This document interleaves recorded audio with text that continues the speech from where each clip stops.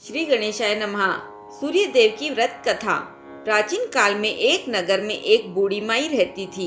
वह प्रत्येक रविवार को सूर्योदय से पूर्व उठकर नित्य क्रमों से निवृत्त होकर अपने आंगन को गोबर से लीपती थी, जिससे वो स्वच्छ हो सके।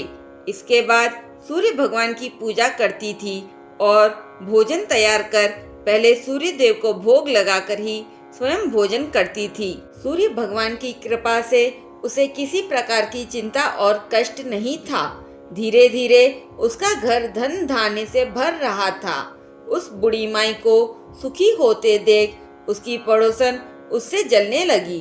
बूढ़ी माई के घर में गाय नहीं थी, इसलिए रविवार के दिन घर लीपने के लिए वह अपनी पड़ोसन के आंगन में बंधी गाय का गोबर लाती थी।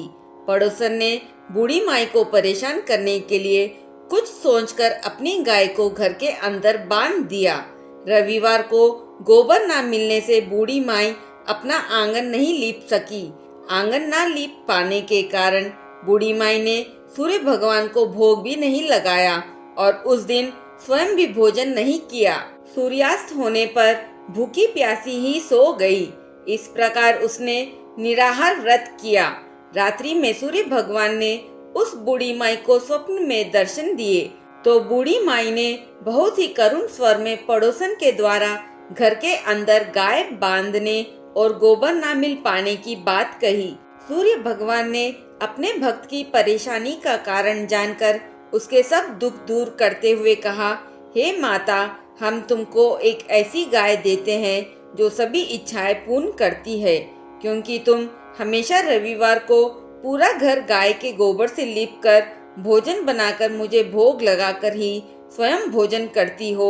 इससे मैं बहुत प्रसन्न हूँ। मेरा व्रत करने व कथा सुनने से निर्धन को धन और स्त्रियों को पुत्र की प्राप्ति होती है।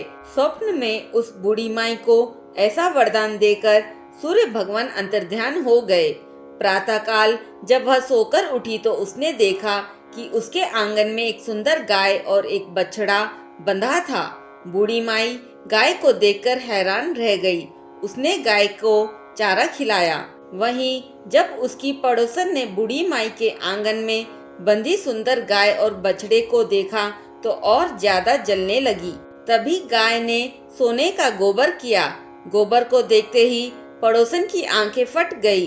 पड़ोसन ने उस बूढ़ी माई को आसपास न पाकर तुरंत उस गोबर को उठाया और अपने घर ले गई तथा अपनी गाय का गोबर वहां रख आई। सोने के गोबर से पड़ोसन कुछ दिनों में ही धनवान हो गई।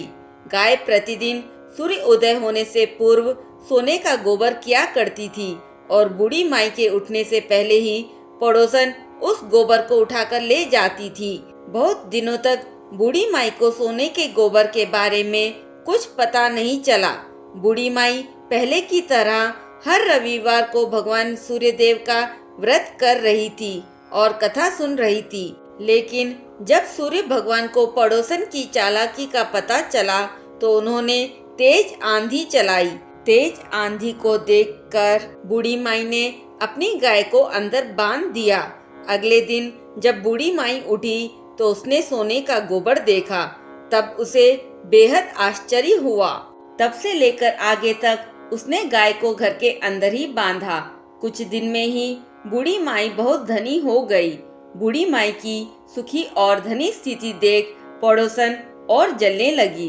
जब पड़ोसन को सोने का गोबर पाने का कोई रास्ता नहीं सूझा तो वह राजा के दरबार में पहुंची और उसने राजा को सारी बात बताई।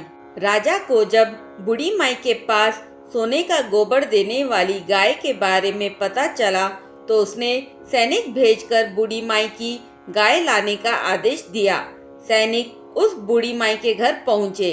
उस समय वह सूर्य भगवान को भोग लगाकर स्वयं भोजन ग्रहण करने वाली थी। राजा के सैनिकों ने गाय को खोला और अपने साथ महल की ओर ले चले। बूढ़ी माई ने सैनिकों से गाय को न ले जाने की प्रार्थना की। वह बहुत रोई, चिल्लाई, लेकिन राजा के सैनिक नहीं माने। गाय के चले जाने से उसे बहुत दुख हुआ। उस दिन उसने कुछ नहीं खाया और सारी रात सूर्य भगवान से गाय को पुनः प्राप्त करने हेतु प्रार्थना करने लगी। दूसरी ओर राजा गाय को देखकर बहुत खुश हुआ। अगले दिन सुबह में राजा जैसे ही उठा तो उसने देखा कि सारा महल गोबर से भर गया और वह घबरा गया। उसी रात भगवान सूर्यदेव उसके सपने में आए और बोले, हे राजन, इस गाय को वृद्धा को लौटा देने में ही तुम्हारी भलाई है। रविवार के व्रत से प्रसन्न होकर मैंने उसे यह गाय दी है। सुबह होते ही राजा ने बूढ़ी माई को महल में बुलाकर बहुत सारा धन सम्मान दिया और उसकी गाय उसे लौटा दी और क्षमा मांगी। उसके बाद राजा ने पड़ोसन को दंड दिया। इतना करने के बाद राजा के महल से गंदगी दूर हो गई। उसी दिन राजा ने अपने राज्य में घोषणा करवाई कि सभी स्त्री पुरुष रविवार का व्रत किया करे। रविवार का व्रत करने से सभी लोगों के घर धन धान्य से भर गए और चारों ओर खुशहाली छा गई। सबके शारीरिक कष्ट दूर हो गए। इस प्रकार जो भी व्यक्ति रविवार का व्रत करता है उसके समस्त कष्ट दूर होते हैं और वह जीवन में सफलता प्राप्त करता है। बोलिए सूर्य भगवान की जय।